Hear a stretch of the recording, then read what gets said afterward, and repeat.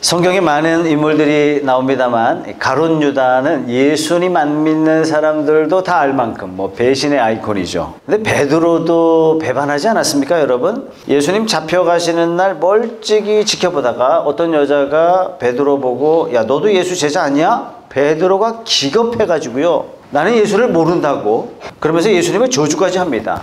가룟 유다와 베드로와 별반 차이가 없어 보입니다. 특히 예수님으로부터 특별한 신임을 얻었던 베드로를 감안할 때, 특별히 예수님의 제자들 중에 수제자 이렇게 불렸던 점을 감안한다면 베드로의 배반, 베드로의 배신, 가룟 유다하고 별반 차이가 없어요. 결코 가벼운 게 아닙니다. 똑같이 배반했는데 가룟 유다는 영원한 배신자가 되었고 낙인이 찍혀버렸어요. 반면에 베드로는 교회의 기초가 되는 초대 교회사의 아주 큰 인물로 쓰임받습니다. 자, 여러분들에게 질문 드립니다. 도대체 어떤 차이가 있길래 한 사람은 이렇게 쓰임받고 한 사람은 높이 쓰임받습니까? 우리가 가룟 유다처럼 베드로처럼 이 정도 배신은 아니었다 할지라도 사실상 우리는 삶 속에서 크고 작은 하나님 앞에 배신, 배반 이런 걸 너무 많이 알고 살고 있기 때문에 이 두 사람의 차이를 우리가 안다는 것은 생각보다 중요합니다. 자, 배신이라는 것은 신뢰를 어긋나게 했을 때 우리가 야, 배신했다 이렇게 쓰잖아요. 우리를 향하신 하나님의 기대가 있고 또 하나님이 우리를 향하신 하나님의 그 신뢰가 있는, 어떤 때는 우리가 그 신뢰를 저버릴 때가 많습니다. 그렇다면 이건 배신이에요. 명백하게 배신이에요. 그런데 우리가 이럴 때가 너무 많아요. 그렇다면 우리가 가룟 유다의 자리까지는 가지는 말아야 됩니다. 어떻게 하면 우리는 베드로처럼 다시 회복할 수 있을까? 이것이 오늘 말씀의 포인트입니다. 예루살렘에서 예수님께서 승천하신 다음에 제자들이 올리브산에서 예루살렘으로 돌아옵니다. 12절 말씀에 보면 두 산의 거리가 안식일에도 걸을 수 있는 거리다 이렇게 표기하고 있어요. 그 거리가 약 한 1km 정도 되는 거예요. 1km가 넘으면 안식일을 범하는 거다, 일하는 거다. 이렇게 바리새인들이 나름대로 규정을 정해 놨거든요. 자, 13절에 보면은 이 사람들이 다락방에 모인 사람들의 이름이 쭉 열거가 됩니다. 그들은 성 안으로 들어와서 자기들이 묵고 있는 다락방으로 올라갔다. 이 사람들은 베드로와 요한과 야고보와 안드레와 빌립과 도마와 바돌로메와 마테와 알페오의 아들 야고보와 열심당원 시몬과 야고보의 아들 유다였다. 누가는 그 다락방에 모인 사람들의 이름을 일일이 열거하고 있어요.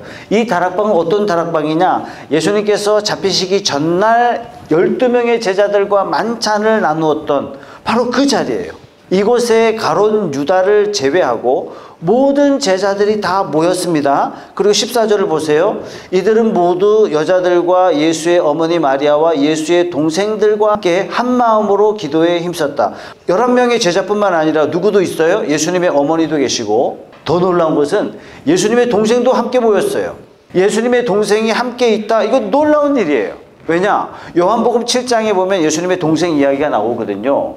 예수님의 동생이 예수님께 뭐라고 이야기합니까? 형님, 이 총구석에서 썩어서 되겠습니까? 서울로 가시죠. 그때 뭐라고 그랬냐면 유대로 가시죠. 유대로. 더 많은 사람들이 형님을 보고 배울 수 있도록 다른 도시로 가십시오, 형님. 이것은 언뜻 예수님을 높이는 말처럼 느껴지지만 전후 문맥을 살펴보면 동생들이 형 예수를 비꼬아 말하는 겁니다. 이렇게 형 예수를 믿지 않았던 동생들이 지금 제자들과 함께 다락방에 함께 와 있어요. 이거 엄청난 변화입니다. 도대체 무슨 변화가 있었길래, 예수님의 동생들이 무슨 변화가 있었길래 안 믿던 자리에서 사도들과 함께하는 자리까지 오게 되었을까? 그 대답이 고린도전서 15장에 나옵니다. 5절에 보세요. 게바에게 나타나시고 그 다음에 12제자에게 나타나셨다고 하는 것입니다. 그 후에 그리스도께서는 한 번에 500명이 넘는 형제 자매들에게 나타나셨는데 그 가운데 더러는 세상을 떠났지만 대다수는 지금도 살아있습니다. 지금 부활을 목격했던 사람들이 이야기하고 있어요. 7절 보세요. 다음에 야고보에게 나타나시고 그 다음에 모든 사도들에게 나타나셨습니다. 자, 7절에 나오는 야고보가 누구냐? 예수님의 동생 야고보예요. 사도행전에 야고보 이름이 자주 나오거든요. 그 야고보는 12명의 제자 중에 한 사람 야고보가 아니고 예수님의 동생 야고보예요. 초대교회 예루살렘 교회에 큰 지도자가 나오는데 그 지도자가 누구냐? 야고보예요. 이 사람이 누구냐? 제자 야고보가 아니라 예수님의 동생 야고보예요. 굉장히 중요한 인물이 됩니다. 예수님을 믿지 않던 동생들이 40일이 못 되어서 예수를 믿었다는 것은 어떻게 믿었어요? 부활하신 예수님을 만났기 때문입니다. 성도 여러분, 우리가 믿는 부활은 여러분 믿읍시다. 일단 덮어놓고 믿읍시다. 어떤 신조가 아닙니다. 부활은 역사적인 사실입니다. 구약의 예언자들에 의해서 이미 예언되어 있고 비어있는 무덤이 그것을 증거하고 무엇보다도 부활을 목격한 허다한 증인들이 증언하고 있어요. 자기 목숨을 챙기려고 비겁했던 그 제자들이 부활하신 예수님을 만나고 180도 달라지죠. 목숨을 내어놓고 부활하신 예수님, 십자가 예수를 증거합니다. 누가요? 전부 다 단 한 사람도 빠짐없이 안 믿었던 예수의 형제들이 예수님의 부활을 체험하고 전부 다 믿는 사람들로 다 바뀌어버렸어요.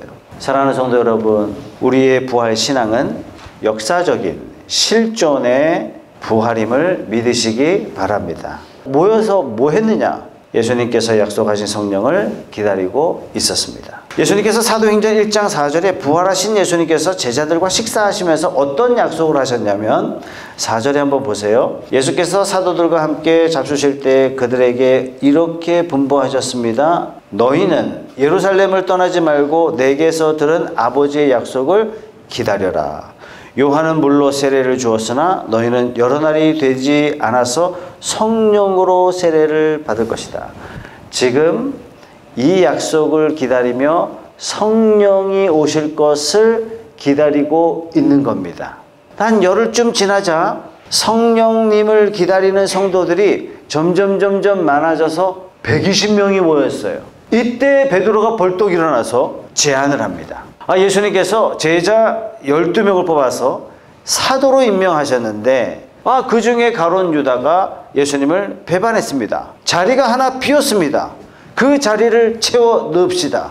그리고 21절에 보면 이런 사람을 사도로 뽑읍시다. 그러면서 말씀하고 있어요. 21절 보세요. 그러므로 주 예수께서 우리와 함께 지내시는 동안에 곧 요한이 세례를 주던 때로부터 예수께서 우리를 떠나 하늘로 올라가신 날까지 늘 우리와 함께 다니던 사람, 그 가운데 한 사람을 뽑아서 우리와 더불어 부활의 증인으로 삼아야 할 것입니다. 자, 사도의 자격을 어떻게 설명하고 있어요? 예수님이 30살에 공생애를 시작하셨는데 시작하실 때 어떻게 시작하셨어요?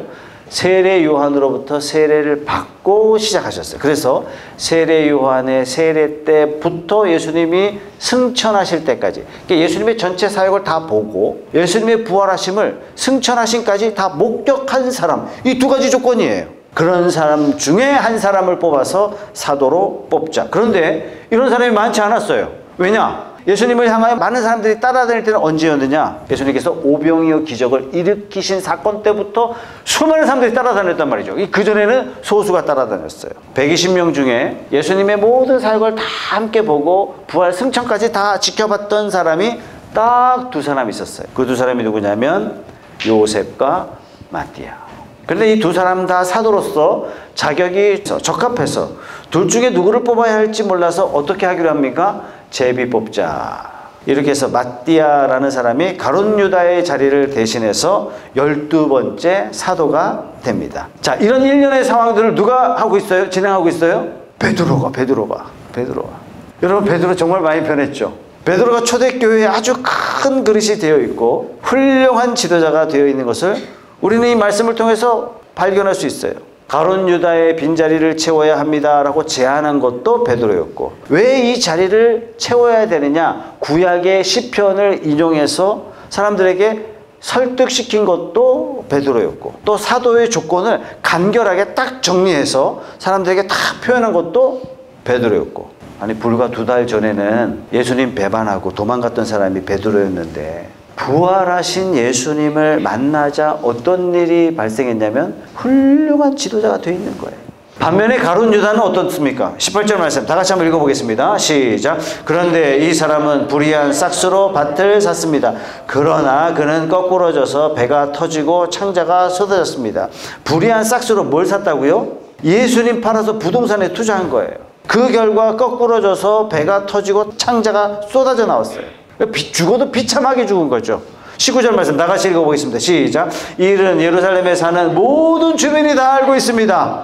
그래서 그들은 그 땅을 자기들의 말로 아겔다마, 그것은 피의 땅이라는 뜻입니다. 유대인들의 표현으로 아겔다마, 히브리식 표현인데 이 사도행전을 누구한테 썼다고요? 헬라 사람 데오빌로에게 쓴 거예요. 그래서 이걸 해석해 줬어요. 아겔다마가 도대체 무슨 뜻인지.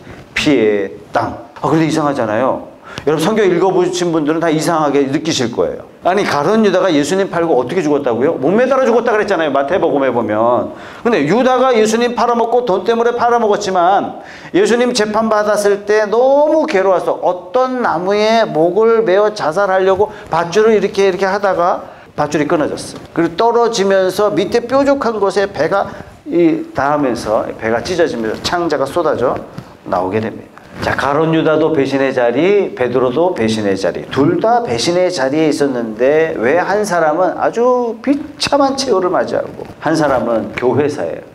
위대한 지도자로 쓰임 받을 수 있었을까?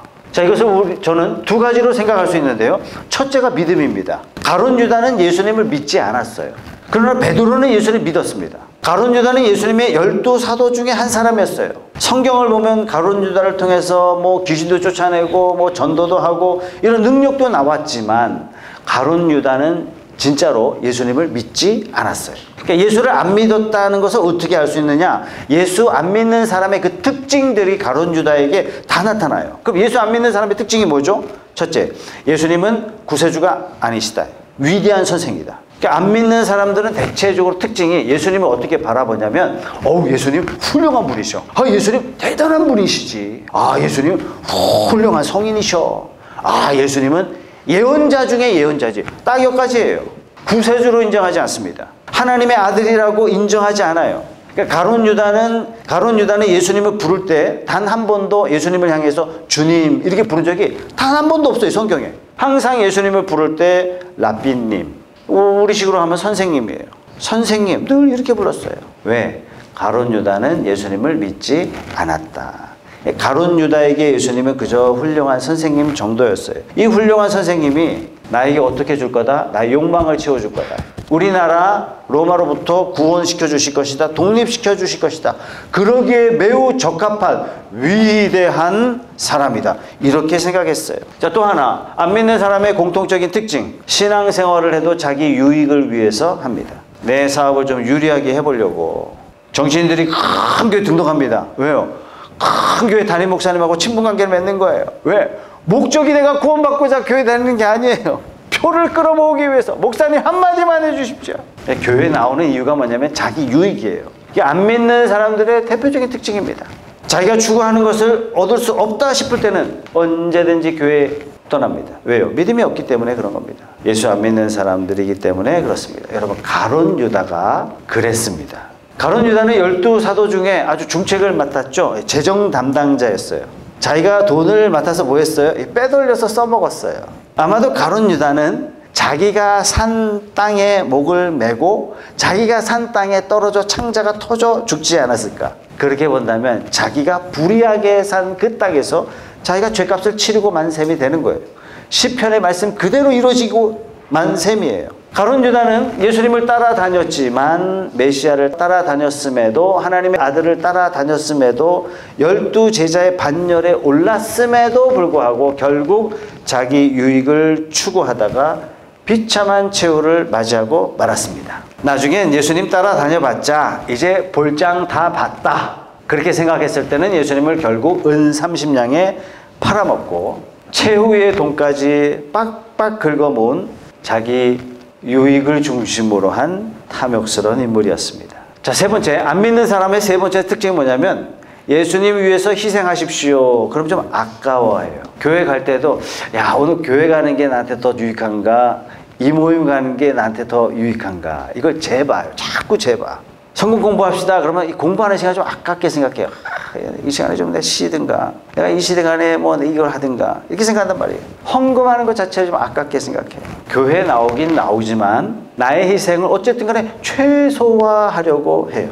당연해요. 안 믿기 때문에 그렇습니다. 그럼 너무나 당연한 거예요. 가룟 유다가 그랬습니다. 요한복음 12장에 보면 비슷한 사건이 나와요. 예수님 돌아가시기 전에 어떤 사건이 있었냐면 마리아라는 여인이 시가 몇 천만 원 하는 비싼 향유를 예수님께 가져와서 그걸 깨가지고 예수님 발에 붓습니다. 그리고 자기 머리털로 예수님 발을 씻겨드립니다. 이때 당시 사람이 죽으면 이 향유를 시체에다 부어서 염을 했거든요. 그러니까 마리아는 예수님이 돌아가실 것을 미리 예견하고 예수님의 장례를 치러드리려는 그런 마음으로 자기 전 재산을 다 갖다 부었어요. 이걸 옆에서 가룟 유다가 보고 있습니다. 가룟 유다가 몹시 못마땅해 했어요. 왜 그랬을까요? 가룟 유다의 눈에 예수 그리스도를 위한 마리아의 희생을 낭비로 봤어요. 아이, 가난한 사람 도와주면 얼마나 많은 사람 도와줄 텐데. 실제로 가난한 사람이 중요했던 게 아니에요. 가룟 유다는 예수님을 믿지 않았기 때문에 그렇습니다. 아마도 가룟 유다가 예수님은 하늘의 권세자요, 죽고 사는 문제를 결정하는 결정권자요, 구원의 근원자임을 가룟 유다가 알았더라면 과연 이 말 할 수 있을까요? 만약에 여러분들이 테슬라 직원인데 부산 지부 총책임자야. 그런데 일론 머스크가 부산에 온 거예요. 부산에 와서 이 테슬라 회장은 어떤 사람이에요? 나의 위치를 아무 때나 바꿀 수 있는 절대 권력자예요. 나의 승진을 할 것이냐 말 것이냐 결정할 수 있는 결정권자예요. 나의 일에 엄청난 영향력을 확장시켜 줄 수 있는 그런 사람이 일론 머스크예요. 근데 이 일론 머스크가 부산에 온대요. 그 부산에 왔을 때 제일 먼저 영접할 사람이 누구냐면은 여러분하고 여러분 옆에 적어도 한 사람이 있다면 아마 부산시장 정도 되겠죠. 일론 머스크가 뭐라 그랬냐면 여러분 보고 부산 구경 좀 합시다. 그러면 여러분들이 뭐라 그럴 거예요? 놀 때요? 지금 놀 때예요? 네? 한국 경제 어려운데 지금 놀러 왔어요? 여러분 그렇게 말할 수 있어요? 부산에 한 군데 봅시다. 그럼 어떻게 할 겁니까? 밤새도록 한 군데 보자 했지만 10군데, 경우의 수 10군데, 여기 갔을 때는 어떻게 할 것이다. 밤새도록 여러분 스케줄 짜지 않겠습니까? 네, 이런 것들 부산의 특산물이라고 하는데 하나 구매하고 싶다. 그럼 여러분 어떻게 하실 거예요? 여러분 신용카드 한도 초과하는 일이 있다 할지라도 원하는 거 다 사주고 싶지 않겠습니까? 부산에 새벽 시장이 있다면서요. 새벽 4시에 시장 한번 가봅시다. 미쳤어, 새벽 4시인데. 여러분 그럴 사람 있어요? 밤을 새서라도 여러분 그 시간에 딱 맞춰서 준비하지 않겠습니까? 이유는 딱 하나예요. 그 사람이 내 인생의 절대권자라고 내가 알기 때문에. 여러분 예수님이 정말 하나님의 아들이시고 생사화복을 주관하는 주관자시요, 예수님이 구세주요, 예수님이 그리스도라고 믿는다면, 이렇게 고백한다면 이분은 모든 능력과 권세를 가지신 분이기 때문에 어떤 것도 아깝지 않습니다. 이렇게 표현하는 게 여러분 마땅하지 않습니까? 예수님을 위한 희생이 아깝다. 무슨 뜻입니까? 안 믿는다는 뜻이에요.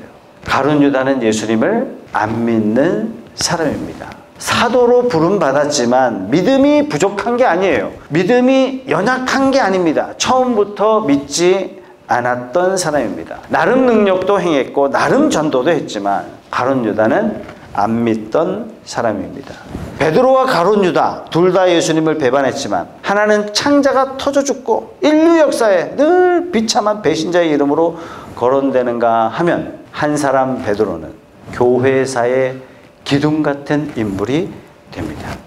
무슨 차이예요? 가룟 유다는 믿음이 없었다는 얘기예요.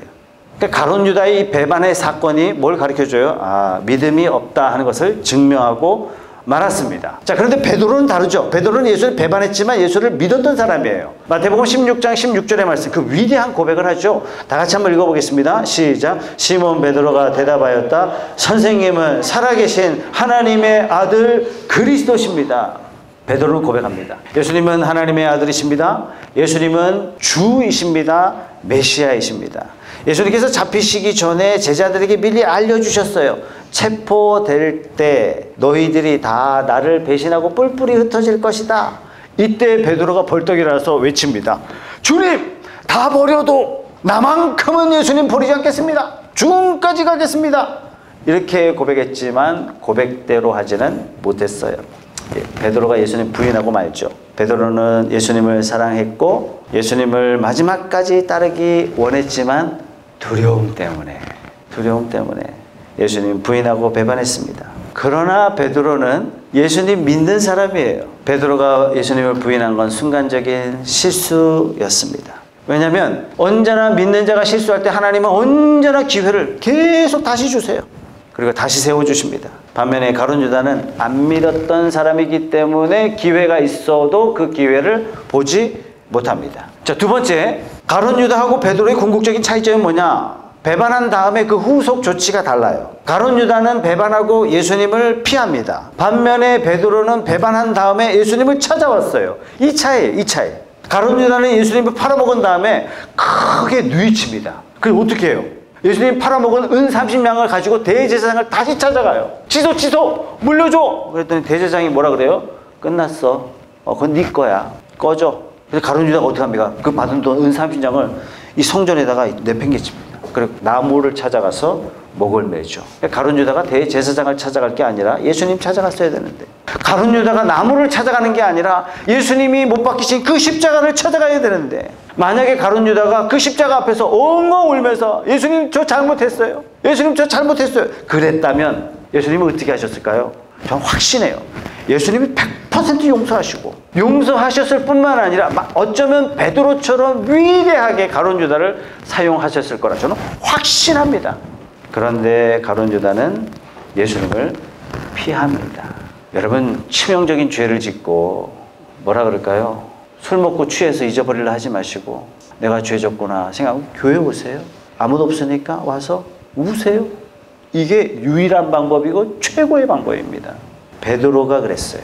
배신한 후에 다시 예수님이 찾아옵니다. 부활 새벽에 여인들이 예수님 무덤에 가보니까 시체가 없어진 줄 알고 깜짝 놀라서 어떻게 했어요? 제자들을 향해서 찾아갑니다. 그래서 제자들에게 보고를 해요. 예수님이 시체가 없어졌다고. 제일 먼저 이 무덤을 찾아온 사람이 누굽니까? 베드로예요, 여러분. 베드로. 예수님 돌아가시고 깊은 절망과 무력감으로 회의감으로 갈릴리 바닷가에서 고기 잡고 있을 때, 이때 예수님이 나타나십니다. 근데 제자들이 긴가민가하고 있던 그 상황에 베드로가 제일 먼저 이분이 바로 예수님이구나 확인하고 어떻게 했어요? 아직 배가 땅에 닿지도 않았는데 뛰어들어가가지고 첨벙거리면서 예수님을 향해서 달려간 사람이 베드로예요.